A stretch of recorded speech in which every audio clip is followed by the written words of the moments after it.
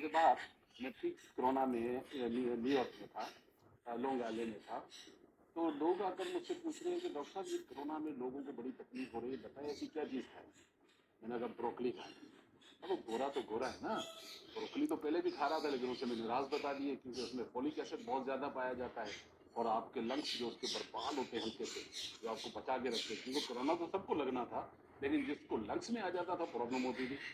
तो भाई पूरे इलाके में एक दूसरे को बता रहे हैं ब्रोकली खाए जा रहे हैं, कोई कोरोना नहीं।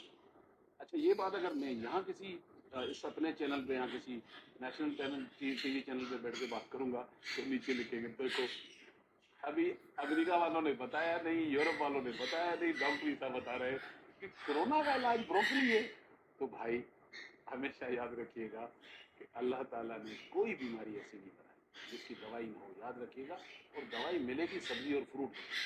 हमारे यहाँ सब्जी जो लोग कहते हैं ना हम सब्जी खाते हैं, डॉक्टर साहब आप घास खाते हैं, बुरा नहीं मानिएगा, हम सब्जी को इतना जला देते हैं उसमें कुछ होता ही नहीं है।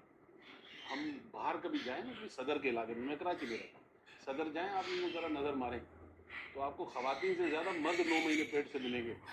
बुरा नहीं मानिएगा। क्यों? थके हुए बेचारे आते हैं, रात को खाना खाते हैं, टीवी देखते सो जाते हैं, क्योंकि जो आप मैदे में जा रहे हैं हजम तो हो नहीं रहा है। फिर वो जिगरी दोस्त आपका, जिगर जिसे कहा जाता है, लिवर जिसे कहा जाता है, सारा बर्डन उसके ऊपर आ जाता है। तो 10 साल से पिछले जितने फैटी लिवर के पेशेंट देख रहा हूँ, किसी दिन ये लेबर पे अलग से बात करें।